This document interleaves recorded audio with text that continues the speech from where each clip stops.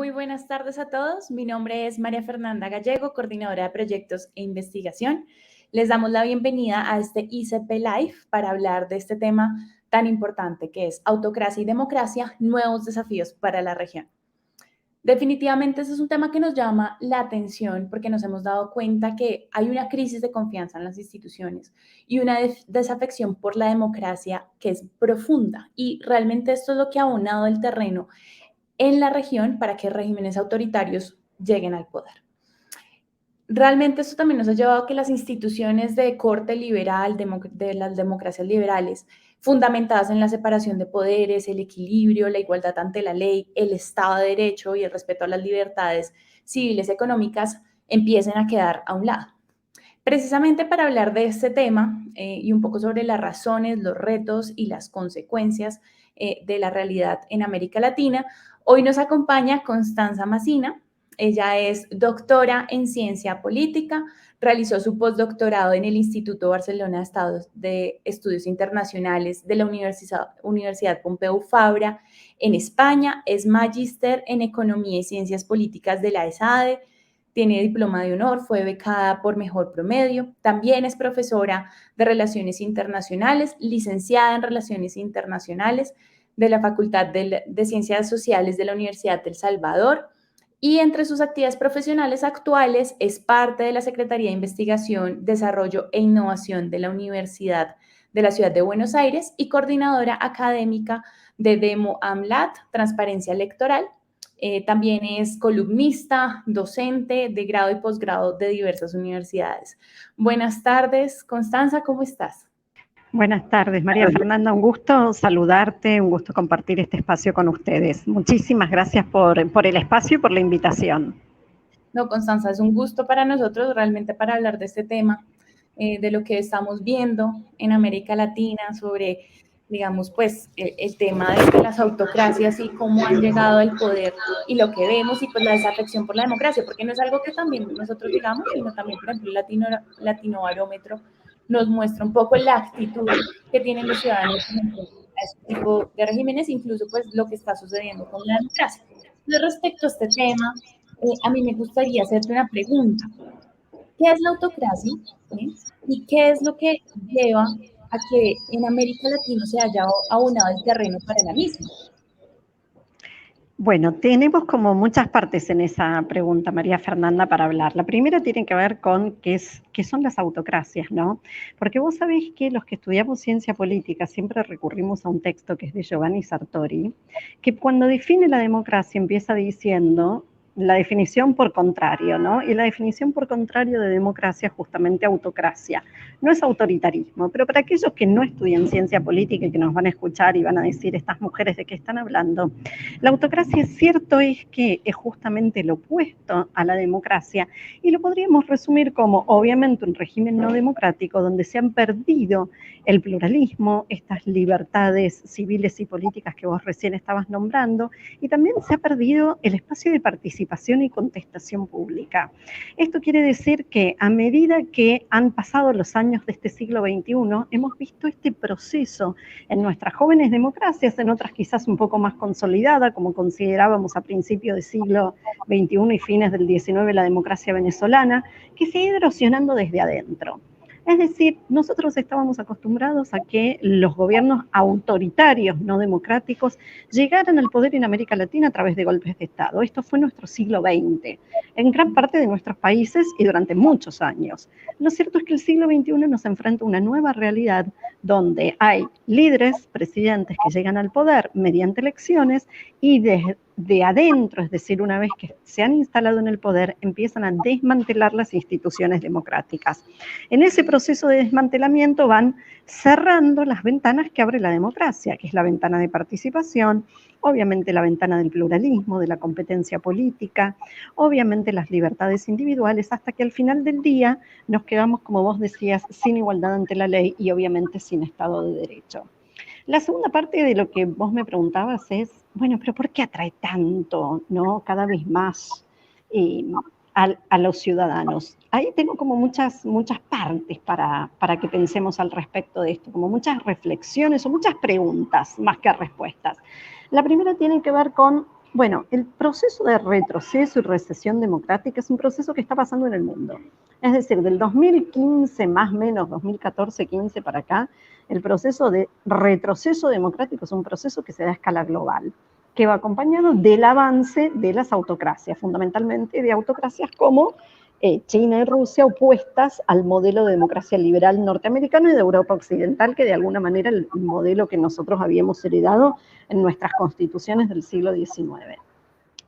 Ahora, esto es, digo, algo que está ocurriendo a escala global. Pero la pregunta es, en todo caso, ¿por qué América Latina es tan receptiva a este tipo de gobiernos, a este tipo de modelos, ¿no? Es como si no pudiéramos salir de la tentación de tener líderes fuertes y que concentren el poder. Bueno, a ver, ahí hay algo que tiene que ver con nuestro diseño institucional presidencial, pero también tiene que ver con nuestras herencias institucionales. Esto tiene que ver con lo que ha sido nuestro proceso de independencia, el siglo XIX latinoamericano, la figura de los caudillos, la concentración del poder alrededor de de las figuras de los caudillos, que vos sabés que hay caudillos en Argentina, hay caudillos en Colombia, en Chile, en México, es decir, América Latina después del proceso de independencia fue atravesada por esas luchas entre caudillos y esa lucha entre modelos, ¿no? Modelos de organización del Estado, obviamente. Y a partir de ahí hay una tendencia a la concentración del poder que se repite en el siglo XIX, en el siglo XX, y que pensábamos que en el siglo XXI habíamos llegado como ¿no? a decidir y a definir que la forma de acceder al poder y de irse del poder era a través del método democrático. Y esto no ha sido así porque evidentemente la tentación de quedarse en el poder siempre está a la orden del día en toda la región. Y del lado de los ciudadanos, la otra parte que tendríamos que analizar, qué es lo que los ciudadanos latinoamericanos esperan de sus líderes, qué es lo que esperan de sus políticos. Y evidentemente lo que ha demostrado estos años de nuestra vida democrática en tercera ola es que los ciudadanos latinoamericanos parecieran estar bastante dispuestos a resignar sus libertades, fundamentalmente sus libertades individuales, en función de líderes fuertes que prometen soluciones fáciles. Y estas soluciones... Perdón, ¿me hablabas vos? Ay. Ahí escucho. Bueno, lo que te decía era que prometen soluciones fáciles y esto justamente tiene que ver con la figura de pensar a los políticos y sobre todo a los presidentes como una especie de mesías salvador que va a venir a solucionar todos nuestros problemas. Constanza, ese tema es bastante interesante porque es claro, ¿qué están esperando los ciudadanos de sus estados? Y la pregunta yo creo que también sería como, ¿le estamos adjudicando muchas responsabilidades a la democracia? ¿Por qué es ese desencanto? ¿Cuál es ese tema? Y creo que efectivamente eso es lo que ha aunado el terreno en América Latina. Me gustaría que nos andaras un poco más en casos, cuál es este panorama específico, no sé si nos podrías Vale, con alguno. vale. Mira, ahí tengo una reflexión primero acerca de... hay un problema. Le estamos pidiendo a la democracia que haga cosas que no le corresponde a la democracia. Y de ahí viene el desencanto con la democracia. Porque, bueno, vuelvo. Vos, yo, estudiamos ciencias políticas, una cosa es la democracia, otra cosa es el Estado y otra cosa es el gobierno. En todo caso, los reclamos son a los gobernantes y en todo caso definamos cuáles son las funciones del Estado. Pero otra cosa es decir, como decía ya en 1983 acá en Argentina, nuestro presidente de la transición, que fue Raúl Alfonsín, con la democracia se come, se cura y se educa. Y lo cierto es que con la democracia no se come, no se cura ni se educa. Voy un paso para atrás. Entonces, ¿qué es la democracia? La democracia es una forma de llegar al poder donde evitamos el uso de la violencia. Y vos fíjate que antes les decía, es una forma de llegar al poder, pero también es una forma de irse. Es decir, en democracia vos tenés que estar dispuesto a ganar, pero también estar dispuesto a perder. Y si te toca perder, no es que vas y tomás las armas o te peleás, o no, tenés que irte a tu casa, ¿no? Entonces, esto que nos da la vida democrática, ¿no? Que es un juego abierto, los líderes autocráticos autoritarios lo cierran, lo clausuran esta posibilidad. No se quieren ir, quieren llegar, pero no se quieren ir. Por lo tanto, van a clausurar la posibilidad de irse. Esto es lo que han hecho en los últimos años, obviamente todo el proceso de desdemocratización y de autocratización que se dio en Venezuela desde Chávez a Maduro, ¿no? Donde uno puede ir observando el paso a paso desde la democracia, una democracia delegativa, una democracia con defectos, un autoritarismo competitivo, eso que nosotros llamamos híbrido, ¿no? Entre la muerte de Chávez y en los primeros años de Maduro, hasta hoy donde post-2000, claramente post-2018 y después de las últimas medidas que toma Maduro en cuanto a los procesos electorales, en cuanto a la Asamblea Legislativa y demás, un proceso ya directamente de un gobierno autoritario. Entonces, a lo largo de esos 20 años, que podríamos decir del 99 al 2018-2019, se ve el proceso de cómo va erosionándose desde adentro la democracia. Y lo podemos analizar punto por punto, ¿no? De cómo fue clausurando y atacando los medios de comunicación, la oposición, los procesos electorales, la justicia. Pero lo mismo y más rápido fue lo que hace el gobierno de Daniel Ortega en estos años en Nicaragua. Porque vos acordate que Daniel Ortega es el mismo del Frente Sandinista, ya de la revolución sandinista del año 79, que lleva un enorme proceso de deterioro y prácticamente de guerra civil entre los sandinistas y lo que se llamaba la contra antisandinista en los años 80 en Nicaragua, hasta que vuelve la democracia. Y en el 2000 y pico, Daniel Ortega vuelve a presentarse elecciones, se presenta en un proceso electoral bastante libre y competitivo y donde ganan las elecciones. Y desde adentro otra vez empieza a cambiar las reglas de juego, algo típico que hacen todos desde Evo Morales, Correa, Ortega, Chávez, Maduro, es cambiar las reglas de juego. Fíjate que el cambio constitucional suele ser la moneda corriente que utilizan para perpetuarse en el poder. Y una vez que la Constitución le dice, como fue en el caso de Evo Morales, bueno, tenés un periodo y otro periodo, bueno, pero me quiero presentar a otro periodo, y la Constitución no te lo permite, suelen o es posible que accedan a las Cortes Supremas de Justicia, Tribunales Supremos de Justicia, que obviamente son afines a esos gobiernos, porque ellos mismos han ido nombrando esos jueces, y que esos jueces digan, bueno, sí, pero hay una interpretación que le permitiría volver a presentarse y bla, bla, bla, bla, que le permita la eternización en el poder. Entonces hay ahí como patrones comunes que siguen todos, ¿no? El avance sobre los medios de comunicación, el desprestigio de los medios de comunicación y de la independencia de la prensa, desprestigio a la oposición, ¿no? Tratar de cooptar a la oposición, o ya en el caso extremo de lo que ha hecho Ortega en este último tiempo, que es perseguirla, encarcelarla, o lo que ha pasado en muchos casos también en Venezuela, que la oposición se tiene que exiliar para justamente preservar su vida, en última instancia, ya no solo sus bienes, su trabajo, sino directamente su vida, y un proceso que atacan a la prensa, decíamos, a la oposición, a la justicia, y que terminan utilizando el procedimiento electoral simplemente como una fachada para tratar de darle cierta legitimidad a estos regímenes. Claro, es muy llamativo que esto sea una cosa, porque no es aislado, ¿no? No es un solo país, son varios, ¿no? Y lo vamos viendo que uno tras otro. Entonces, ¿cuál es la relación de eso? Y esto, pues, por ejemplo, ¿qué efectos tendría a largo plazo, el mediano y largo plazo en la región? Mira, hay un libro que se hizo en Demomlat anterior al que yo te quería contar, el de autocracia y democratización, que vamos a hablar en un ratito, que es El modelo liberal cubano y su influencia en América Latina. Y en ese libro hay dos, el volumen 1 y el volumen 2, justamente podés rastrear cómo el modelo castrista de la Revolución Cubana fue penetrando, ¿no? Haciendo injerencia, soft power en toda la región, sobre todo a partir del nuevo aire en términos económicos que le da Chávez y el precio del petróleo entre fines del 99 y los primeros años de los 2000, y de cómo va avanzando, ¿no?, ese modelo liberal cubano en todos estos países. Es decir, vos ahí tenés una exportación de un modelo autocrático particular, donde podríamos decir que Chávez es el mejor alumno, el que mejor copia el modelo de centralización de poder, donde no hay rendición de cuentas, no hay prensa, no hay oposición, no hay medios independientes, no hay justicia independiente, el proceso electoral es una completa fachada, con una diferencia. En el caso cubano vos tenés el monopolio de un partido político, que es el Partido Comunista. En el caso de Venezuela todavía pueden existir legalmente otros partidos políticos, pero que obviamente los procesos electorales están completamente viciados de un enorme y sistemático y estructural fraude, ¿no?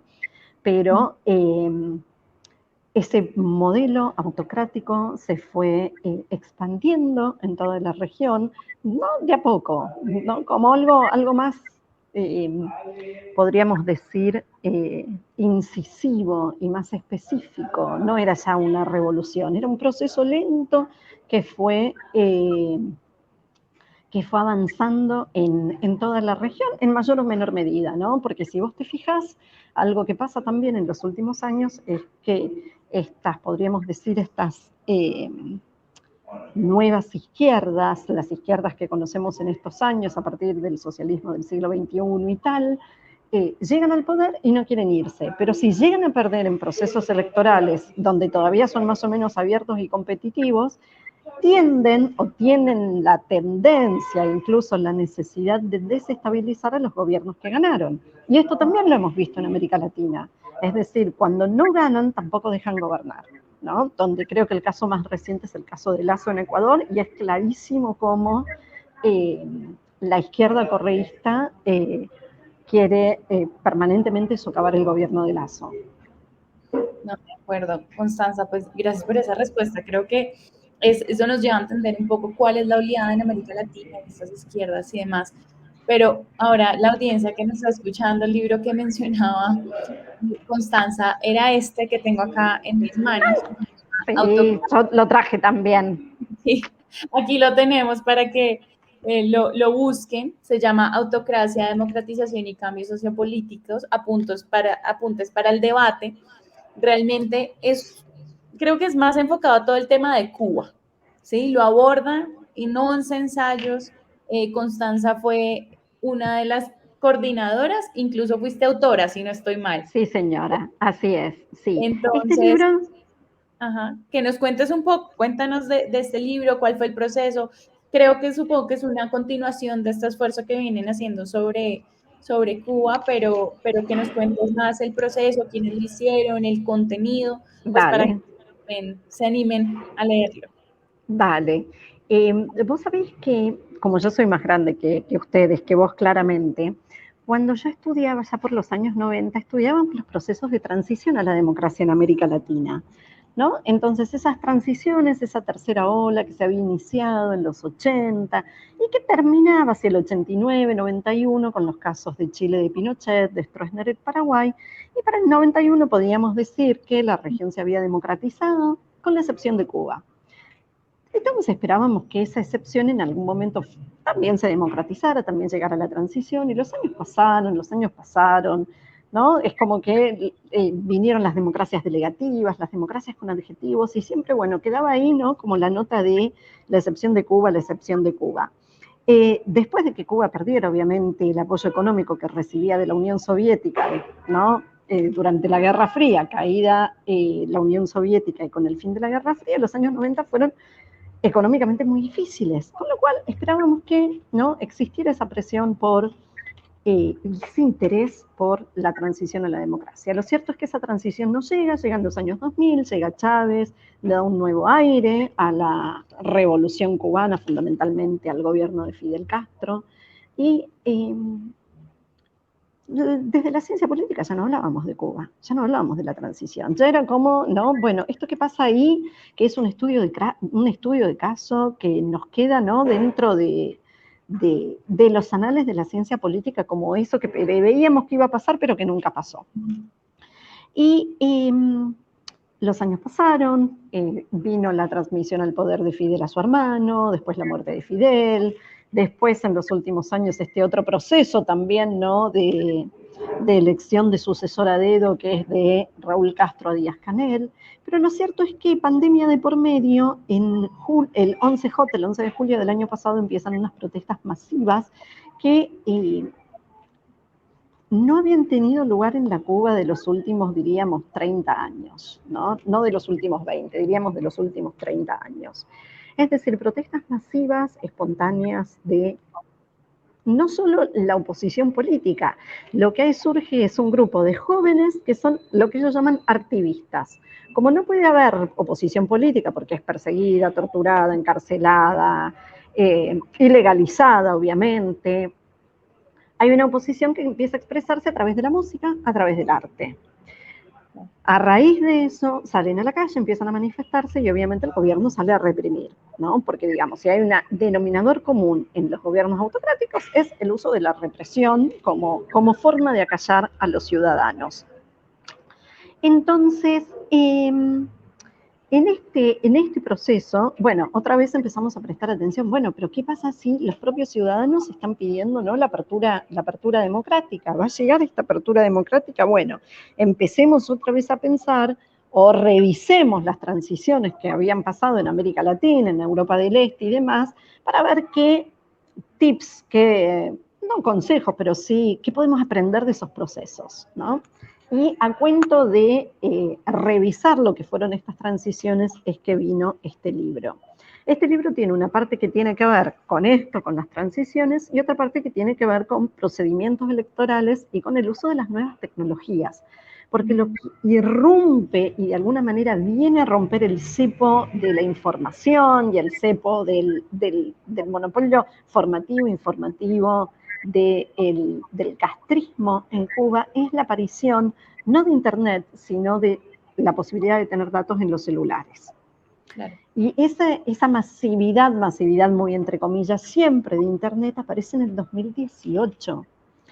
Y a partir de ahí es que se da como un proceso, te diría, de apertura en todo sentido desde el lado del ciudadano. A medida que el ciudadano pide espacio, el régimen se va cerrando cada vez más, ¿no? Entonces hoy vemos esa contraposición entre una todavía ciudadanía que pide espacios no solo de participación, espacios de información también, y un régimen que ha ilegalizado completamente lo que sean protestas en su contra, un régimen que sigue reprimiendo a jóvenes, y te diría jóvenes que tienen la edad más chiquitos que ustedes, que tienen la edad de mis hijos, que salen a protestar, que quieren otra cosa, quieren libertad, porque al final del día lo que piden es libertad.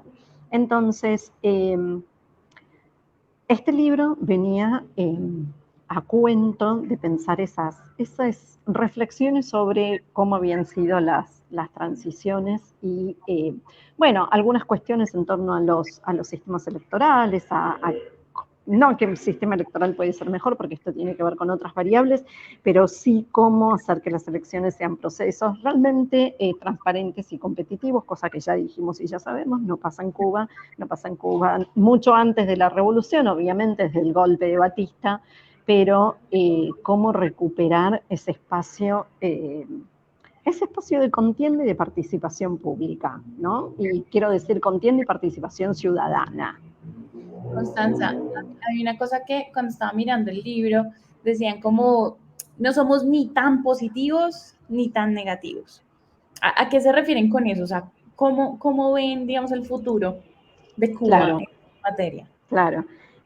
No somos tan positivos porque ya aprendimos a no decir que ya viene la transición, ¿no? Es decir, desde 1989-90 va a venir la transición y nunca vino. Entonces, bueno, pero eventualmente va a llegar. Es decir, a pesar del régimen, la transición a la democracia va a llegar. Y esto tiene que ver también con un cambio generacional donde aquellos adultos, que ya son hoy adultos mayores, a los que se le prometieron un montón de cosas y cosas que nunca llegaron, otra cosa es querer venderle esa mística a un joven que ya no quiere esperar más. Vos fíjate que en estos 7, 8 meses de este año, la cantidad, los miles de cubanos que se han ido, ¿no?, en condiciones bastante inseguras, ¿no?, tratando de llegar a Florida, Estados Unidos, es tremenda, pero es un récord. Y eso se nos está pasando por alto. Fíjate que no estamos hablando de todos los cubanos que hoy siguen arriesgando su vida para poder irse de la isla. Eso nos dice algo respecto al fracaso de un modelo, Pero lo más llamativo de todo esto, Fernanda, es cómo en América Latina todavía tenemos políticos y partidos políticos que nos quieren vender lo que acá en Argentina decimos carne podrida. ¿no? Es decir, la cantidad de políticos que quieren endiosarse, instalarse en el poder justamente para tener un conjunto de beneficios, un conjunto de privilegios, y que los demás ciudadanos, ¿no? Expoliarnos y vivir a expensas nuestro. Porque al final del día, ¿no? Los políticos de izquierda latinoamericanos lloran, no, porque la monarquía inglesa, pero lo que quieren en última instancia es ser y vivir igual que los monarcas europeos. Es decir, ese es, con otro nombre, subjetivo. Entonces, digo, la política de la mentira, ¿no? O del doble estándar, si vos querés, porque lo que tienen al final del día es un doble estándar y una enorme hipocresía, es lo que justamente nos están dejando en toda la región. Del lado positivo, como para ir cerrando esto, creo que hay una ciudadanía que está mucho más despierta y mucho más activa. Y creo que este tipo de cosas como estamos haciendo nosotras a través de redes sociales, despierta, vale la pena y va a ir generando un cambio donde los políticos, digamos, la mentira ya hoy tiene patas no cortas, súper, súper cortas y cada vez más cortas. Constanza, esto creo que nos dejas un punto central y es que la gente quiere libertad. Y es recordarle también a la generalidad de América Latina y a aquellos países que están cayendo de pronto en esa trampa, de que al fin y al cabo, después de un tiempo, también eso va a ser lo que todos vamos a desear. Entonces Tal creo que el cual. mensaje es muy claro, pero como decías ahorita, ya toca ir finalizando, ya se nos está acabando el tiempo. Pero entonces, para este cierre, me gustaría que nos contaras un poco cuáles son esos puntos que quedan para el debate, para reflexión, y cuál sería el mensaje que le mandas a todas las personas que están viendo este evento y que lo podrán ver a futuro en esta grabación. Entonces, cuéntanos. Bueno, respecto a cosas para el debate, todo el libro es apuntes para el debate, en lo que hace a cómo realizar la transición, los procesos de apertura justamente de no solo de la clase política, sino también de la sociedad civil, lo que tiene que ver con el diseño del sistema electoral, el comportamiento de los partidos políticos y demás.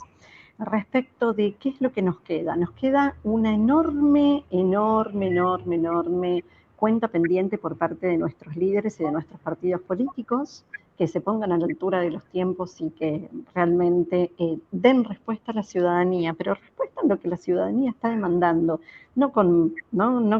Digo, tenemos un problema también del avance de una ciudadanía que no está pendiente de la libertad de los ciudadanos y del individuo, sino que nos quieren, como podríamos decir, como diluir en un grupo, ¿no? Es decir, ya no existe el individuo, sino que somos parte de distintos colectivos. Y el problema de esto es que en la medida en que desaparece el individuo, también desaparece el ciudadano. Es decir, hay como esa tendencia a ser parte de colectivos y si no sos parte de ese colectivo, no sos parte de nada, ¿no? Es como que un enorme correctismo político nos está atravesando. Esa es una reflexión que nos debemos dar en torno a nuestra vida democrática, pero la otra cuestión que para mí me parece fundamental en clave a lo que es la ciencia política es la enorme deuda que tienen nuestros políticos con nuestras sociedades. Nos merecemos una clase dirigente mucho mejor que la que tenemos ahora y que esté preparada para la altura de los tiempos. Constanza, pues muchísimas gracias por ese mensaje, gracias por el espacio. A todos los que nos acompañaron en este webinar, muchísimas gracias. El video igualmente queda para seguir difundiendo. El link del libro lo pueden ver en pantalla. Ojalá lo disfruten, conozcan. Y pues nada, muchísimas gracias. Nos vemos en otra ocasión para hablar de estos temas. Gracias a vos, un gusto enorme. Bueno, Buenas tardes, saludos. Gracias, adiós. gracias. Chau, chau.